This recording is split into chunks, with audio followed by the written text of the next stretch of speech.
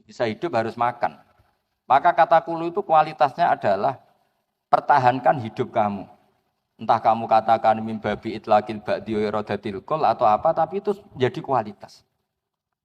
Lah khusus untuk Rasulullah Shallallahu Alaihi Wasallam itu kalau dahar itu di depan umum, bahkan Nabi kalau dahar itu di teras, masyhur itu di luar rumah. Sampai ada orang nakal lewat, hadzal ladzi yas'umu annahu nabiyyun ya'kulu kama ya'kulul abdu. Ini tuh orang yang ngeklaim dirinya nabi, kalau makan kayak budak. Karena nabi kalau makan itu enggak umumnya pria Arab. Memang sengaja gaya abd, gaya budak. Dan Nabi jawabnya rileks, wa ayu abdin a'badu minni. Siapa budak yang lebih baiknya saya sebagai budak? Maksud Nabi Abdullah. Tapi setelah saya baca di tafsir yang wa ma arsalna qablaka minal mursalin illa innahum la yaquluna ta'ama wa yamshuna fil aswaq itu nafyun lil uluhiyah. Jadi Nabi itu sudah trauma karena beliau jadi Nabi setelah Nabi Isa. Nabi Isa karena terlalu baik, terlalu sempurna, maka kebablasan dianggap Tuhan. Sehingga Nabi itu menunjukkan kalau beliau itu tidak Tuhan. Kalau nggak makan ya ketok lemes. Kalau makan ya diperlihatkan orang banyak. Jika Nabi itu bangga ngendikan saya ini orang paling atqakum wa akhsyakum. Tapi kata Nabi, wa ana uftir, wa ana asum, wa ana uftir. Wa atazawwajun nisa kata Nabi. Saya juga wa ana akumu wa anum. Saya juga qiyamul lail tapi juga tidur wa anamu. Nah ini kalau kita tidak baca beberapa kitab, menganggap Nabi itu kok top Nabi Isa. Karena Nabi Isa itu tirakatnya Masya Allah. Tapi nyatanya kebablasan dianggap sebagai Tuhan. Tapi Nabi Muhammad barokah dahar, barokah sari. Bahkan barokah kadang-kadang secara lahir itu salah. Misalnya Nabi pernah sholat duhur 2 rakaat. Sampai sahabat lebih seneng, wah ini nasa mansuh, mulai besok sholat 2 rakaat. So menang ya, secara camatolek ya so menang ya. Karena ini teorinya pakai nasa.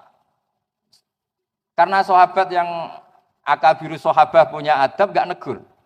Tapi ketika Nabi sudah mau keluar sampai dalam, karena pintu masjid juga pintu dalam, ya Rasulullah aku siroti sholatu amnasita. Ini pertanyaan Dzulyaden. Ini sholat model kosor.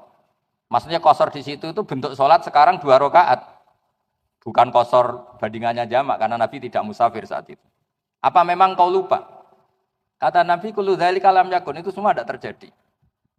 Tapi Nabi akhirnya kembali ke imaman, ke mihrab. Ahakun maqalahu Dzulyaden. Apa betul tadi yang dikatakan Dzulyaden? Iya ya Rasulullah, engkau tadi sholat 2 rakaat. Terus Nabi menambahkan 2 rakaat, kemudian salam.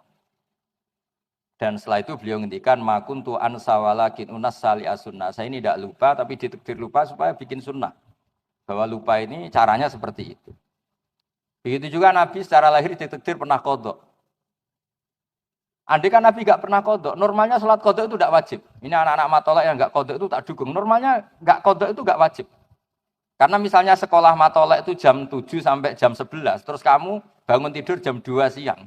Sekolah itu kira-kira masih ada enggak? Enggak ada kan? Waktunya sudah habis, momentumnya sudah habis. Kalau subuh punya waktu, normalnya kalau momentum waktu subuh habis ya normalnya habis. Cara cakos ning pondok jam mangan wis entek ya ketinggalan wis ora oleh mangan kan. Nah, andai kan ini kata ahli hadis semua. Andai kan Nabi enggak pernah qadha subuh, maka dikira kalau waktunya kelewat sudah tidak wajib. Tapi barokahnya Nabi nate qadha subuh dan banyak santri yang niru qadhanya saja ini. Akhirnya ternyata Nabi itu nyuruh Bilal ya kayak adzan nggih jamaah terus Nabi sholat. Nah gara-gara itu terus semuanya ijma bahwa sholat ketika keluar waktu tetap wajib. Padahal momentumnya sudah hilang. Coba misalnya sholat kusuf. Kalau sudah injalati samsu ya sudah ada usah sholat kusuf. Semuanya aturannya kan gitu. Sholat yang dati sababin waktu itu kalau momentumnya hilang kan kamu tidak boleh gara-gara lupa witir terus nanti witir habis subuh tidak boleh, momentumnya sudah hilang.